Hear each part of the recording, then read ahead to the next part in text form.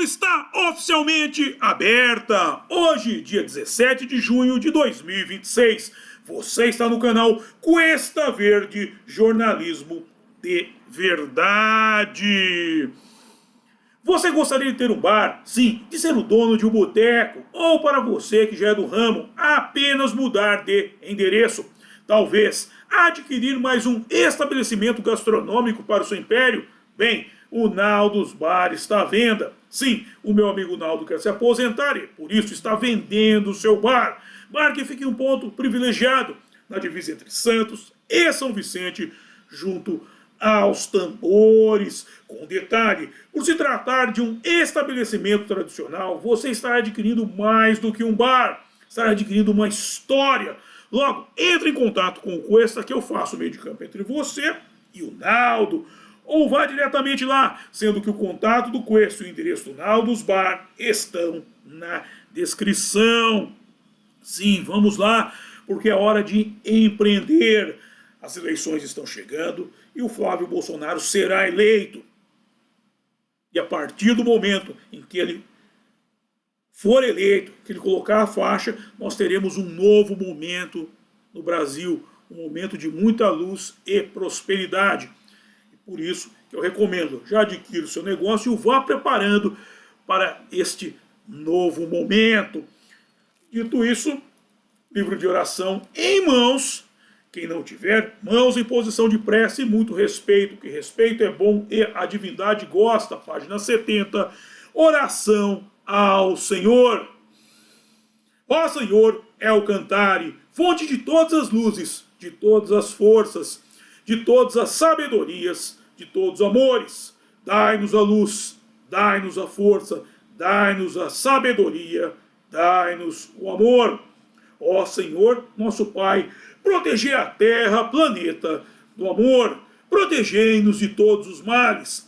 Dai-nos o futuro. Ó Senhor, muito obrigado por nos dar a luz. Agradecemos de coração.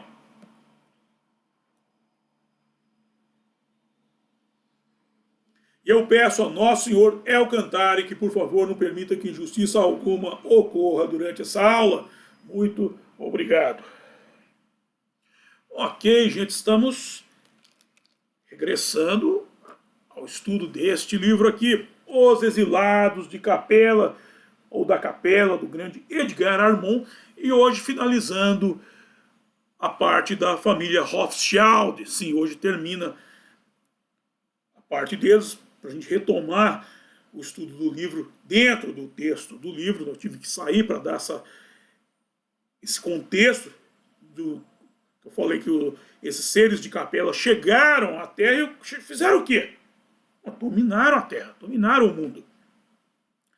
Mas a questão de hoje ainda é calcada na parte da geopolítica.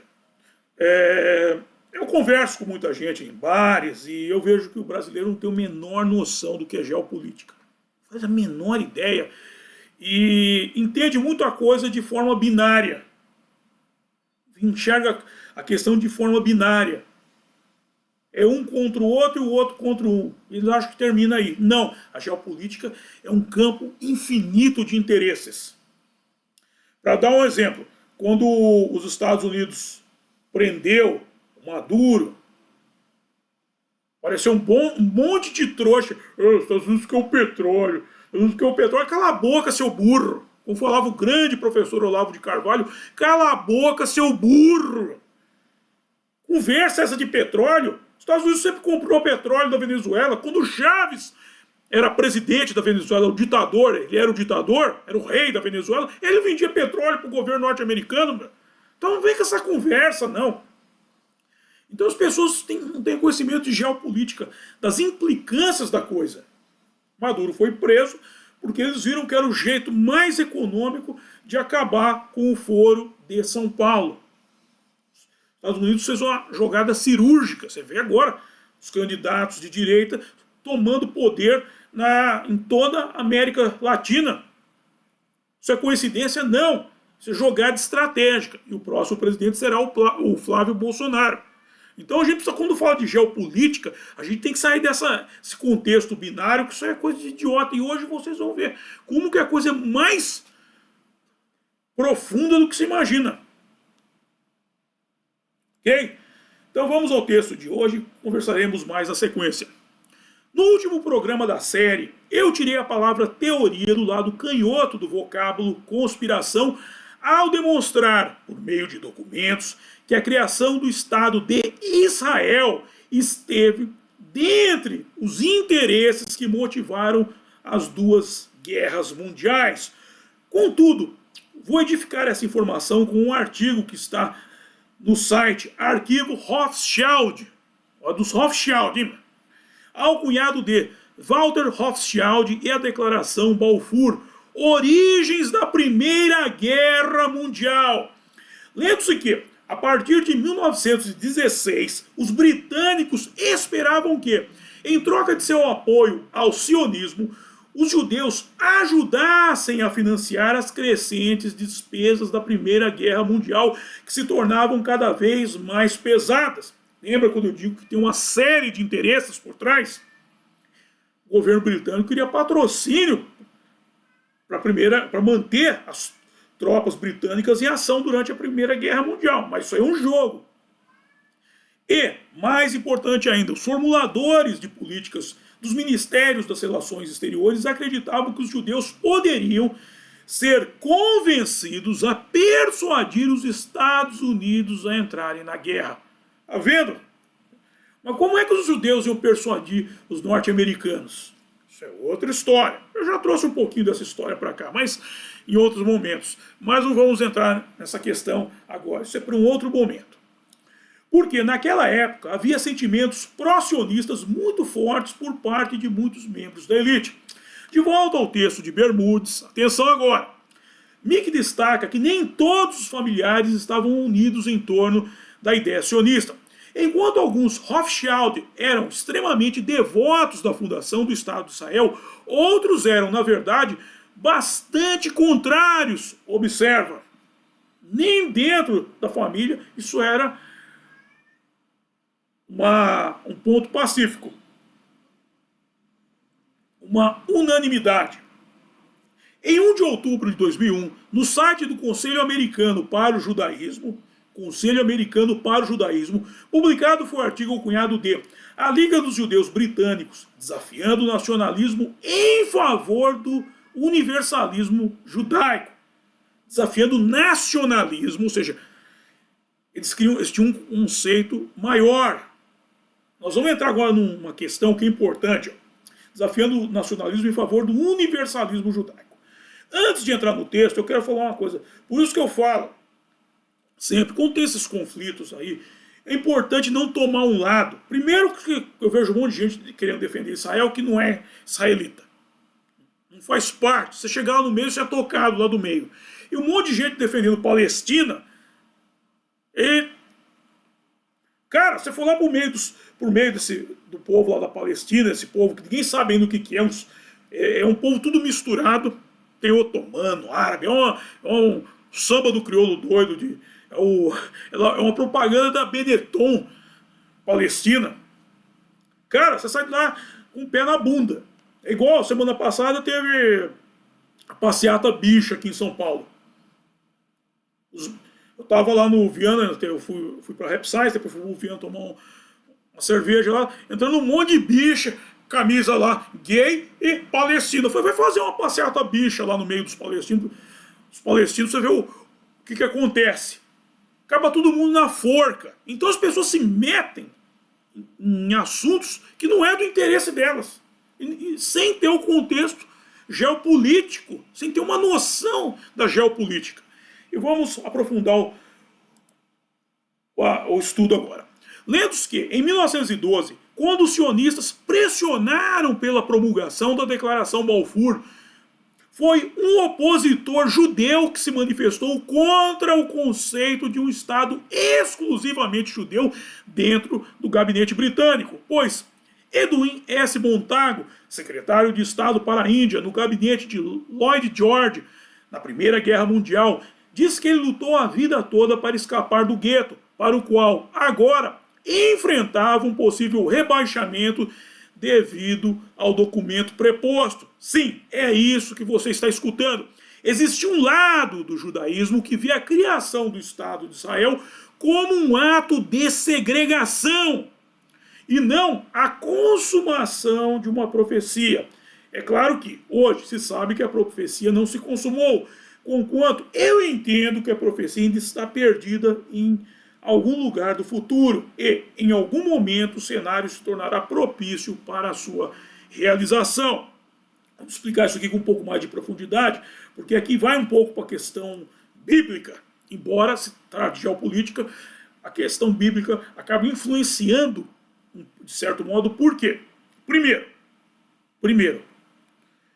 ponto.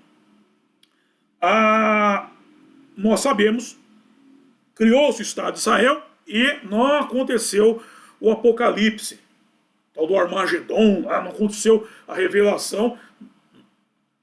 Não, a revelação ainda está guardada. Não aconteceu nenhuma abertura de selo, porra nenhuma aconteceu. Isso concordamos. O que esses judeus entendiam? Por que não aconteceu? Por que eu digo que ela está perdida em algum lugar do futuro? Porque se você pegar o texto bíblico, ele fala da volta do povo de Israel. São as 13 tribos, as 12 tribos, não 13.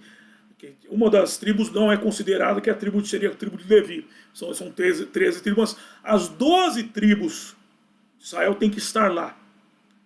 Na região, naquela região, tá, Jerusalém, só temos duas. A tribo de Judá e a tribo de Benjamim.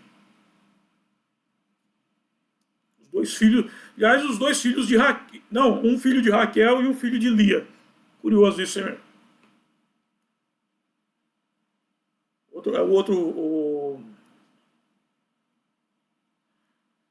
outro filho de Raquel era José do Egito. Então, para que ocorra a abertura dos 7 selos e aquela história toda vá ao fim, se realize, para que a profecia bíblica expressa no Apocalipse se consume, tem que regressar ao solo, à Terra Santa, às 12 tribos de Israel. Faltam 10 para se encontrá-las. Por isso é um dos pontos que geravam discórdia, geravam atrito entre os grupos, o grupo sionista e o grupo judaico britânico, ok?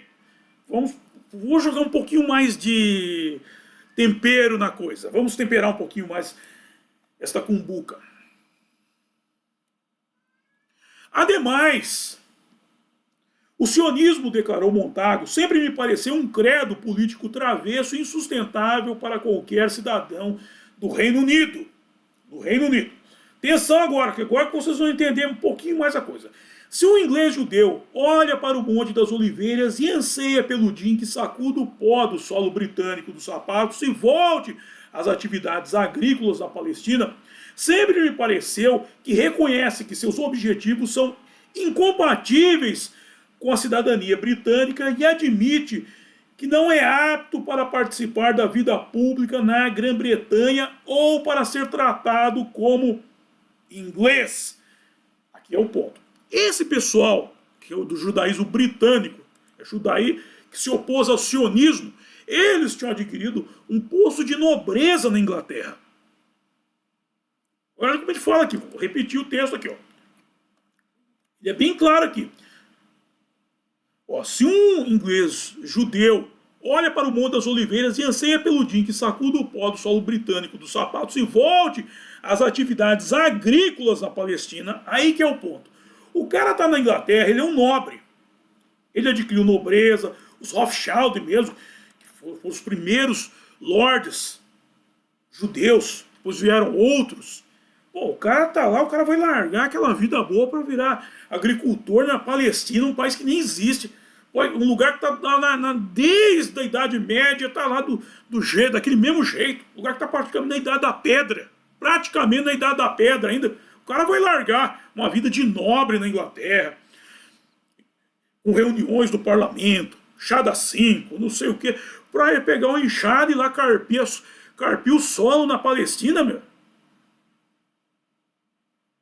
E cadê as outras 10 tribos para ir lá ajudar, fazer uma plantaçãozinha lá? Cadê as... Eu tô difícil. Veja bem, a situação do cara, eu tenho uma vida boa aqui na Inglaterra, eu vou sair daqui para ir carpir um solo seco lá no outro canto do mundo, meu. Por causa de uma profecia que não vai nem se realizar agora. Cara, tem 10 tribos que se perderam aí. Uma acharam lá na África. Vocês estão de brincadeira, cara. É isso aí. Claude Montefiore, então presidente da Associação Anglo-Judaica em novembro de 1916, questionou como um homem pode pertencer a duas nações ao mesmo tempo. Não se pode admirar que todos os antissemitas sejam sionistas entusiastas. Aqui eu vou parar para fazer um comentário. O argumento desse cara é um negócio que das duas uma. Ou ele estava falando sério ou ele estava blefando. Porque quando ele diz que todos os antissemitas são sionistas, todos os antissemitas são sionistas, ele cria um impasse infinito. Logo, não é de se admirar que o pau esteja quebrando naquele canto do mundo até hoje, e provavelmente por toda a eternidade. Sim. Por que ele diz isso? Primeiro, Claude Montefiore era contra essa criação do Estado. Por quê? Porque os antissemitas queriam fazer o quê? Se livrar dos judeus. Qual a melhor forma de você se livrar de judeu? Cria um Estado judeu e manda essa turma pra lá, meu. Pega o caminhão do CKI e vai embora, meu. Não volta mais. Essa foi a ideia deles. Essa era a ideia deles. Vamos se livrar dessa gente e tomar o espaço de volta. Vamos tomar a nobreza, ou seja, muita cara que ansiava por estar na Câmara dos Lordes, ela já estava ocupada por esses judeus. Eles eram um grupo organizado lá dentro, vocês vão ver mais para frente. E, ou seja, você tirando esses caras dali, é espaço para a gente entrar. É menos um para encher o saco.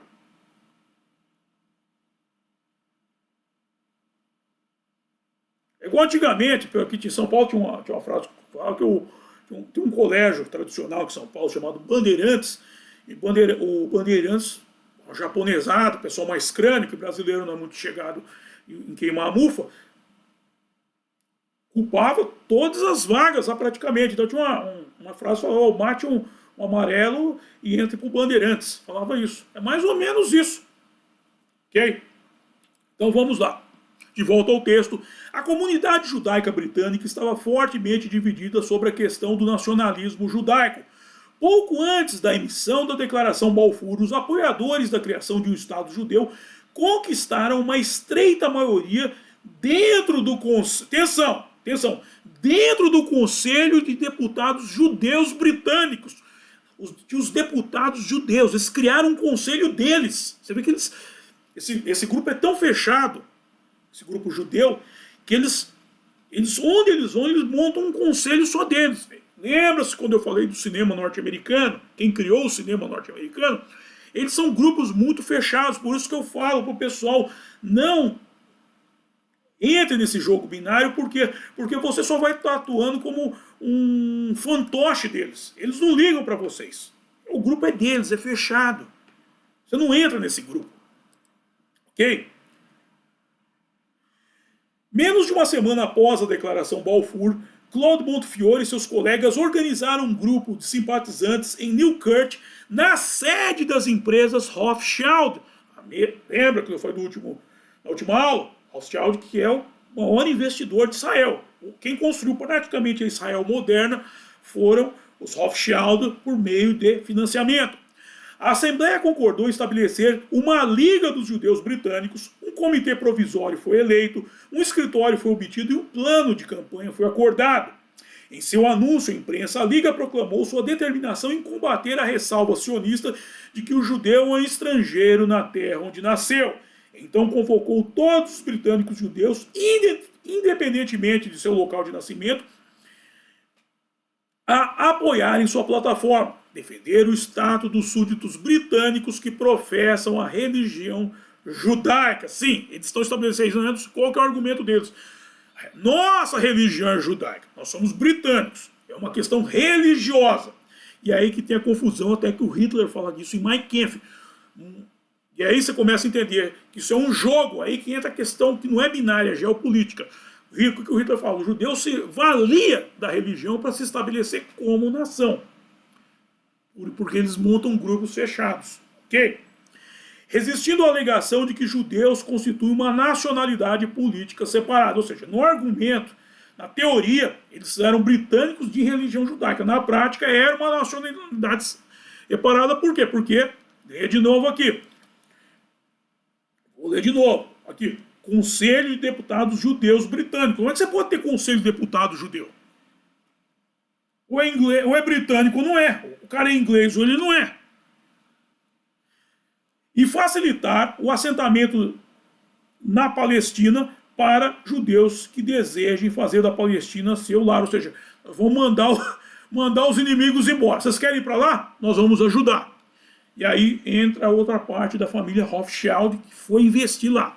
Por fim, a Liga dos Judeus Britânicos falhou, com o passar do tempo, em se tornar uma organização suficientemente poderosa para ameaçar os defensores do nacionalismo judaico. Sim, eles defendiam não a criação do Estado, mas como uma forma de se livrar dos sionistas, vamos dar autorização, que eles vão. Contudo, acabou-se criando o Estado de Israel, um Estado judaico, não um Estado hebreu. Para isso teriam que regressar as 10 tribos restantes para lá. Então é um Estado judaico, embora ainda tenha a tribo de Benjamim, mas isso aí é minoria. Depois eu preciso fazer um programa só sobre a tribo de Benjamim, ainda existente em solo israelita. Criaram esse Estado e a vertente judaica dos lords ingleses ficaram por lá, meu. Quiseram saber não. E depois eles migraram para os Estados Unidos. É muito forte o judaísmo. E nos Estados Unidos, como eu falei, dentre as suas ações, eles criaram o cinema norte-americano. E por aqui eu encerro a aula de hoje, gente. Meu, o assunto não é complicado, eu não falei. Essa questão de geopolítica, ó, só falando, agora é hora de passar o chapéu, que é a hora que eu mais gosto, hein? Mas vamos terminar o papo aqui. Essa questão geopolítica, ela não é binária, ela é muito complexa, porque são muitos interesses. Os judeus que estavam na Inglaterra, eles formaram uma cúpula deles dentro do parlamento britânico. Nos Estados Unidos eles criaram o cinema. Todos os grandes estudos são tudo de família judaica. Eles criam, onde eles entram, eles tomam o poder. Eles são grupos muito poderosos que se estabelecem. E você não vê judeu fraco. E vou citar um exemplo doméstico nosso. Silvio Santos. Silvio Santos, uma família judaica, a família Bravanel, que é oriunda da Grécia, chegaram ao Brasil, se estabeleceram. Silvio Santos se criou um império de comunicação e quase foi eleito presidente do Brasil. Os comunistas não deixaram. Brizola, um ladrão safado, filha da puta que tá aí. Ok? E agora, na hora de passar o chapéu, eu vou disponibilizar os métodos de criação de fundo por via direta e via indireta para você ajudar o Cuesta. Estou perguntando, mamãe, mas você seria a favor do Silvio Santos como presidente? Seria. Seria, não sou. Não sou mais, porque infelizmente ele faleceu, mas um cara que se ele tivesse sido presidente, esse país ia funcionar. Esse país ia funcionar. O Silvio Santos tinha uma visão muito além. A visão dele era além do alcance. Ok? Agora vamos para a arrecadação de fundos por via direta e via indireta. Via indireta, os meus livros aqui. A Máquina da Verdade. Olha, nesse livro, Menino Veste Azul e Menina Veste Rosa. Pode dar para a molecada, que a molecada irá adorar. Aí tem o meu outro livro, Romance A Saga de Kid Winchester. para os adultos e o link do curso Fundamentos do Exorcismo. Agora vamos para a arrecadação de fundos por via direta, ao apoia-se do blog O Mochileiro Místico, o Pix, para você já fazer a sua contribuição, e o PayPal para os acólitos do estrangeiro. Aí tem o meu link com letras de Mateus, meu álbum de rock em parceria com meu amigo Renato Pop, e o contato do Cuesta para você mandar suas dúvidas, sugestões de pauta e coisa e tal. Ah, sempre lembrando, mês que vem, julho, iremos para Paranapiacaba, hein, gente? Entre em contato para a gente ir se organizando, ok? Aí tem o link do grupo do Cuesta no Getter e no WhatsApp, o nosso canal mais estreito de comunicação. E por fim, Naldos Bar, o ponto de encontro dos acólitos. Atenção, Denilson! Denilson, todos os casos, atenção, atenção. Próximo evento, Os Segredos do Mundo Espiritual, por Ryonosuke Akutagawa, o Espírito do Rio. No sábado, dia 20 de junho de 2026, às 6 horas da tarde, às 18 horas. No sábado, dia 20 de junho de 2026, às 18 horas, Os Segredos do Mundo Espiritual, por Ryonosuke Akutagawa, o Espírito do Rio. Dito isto, quero agradecer a todos vocês que me acompanharam e até a próxima. Bye!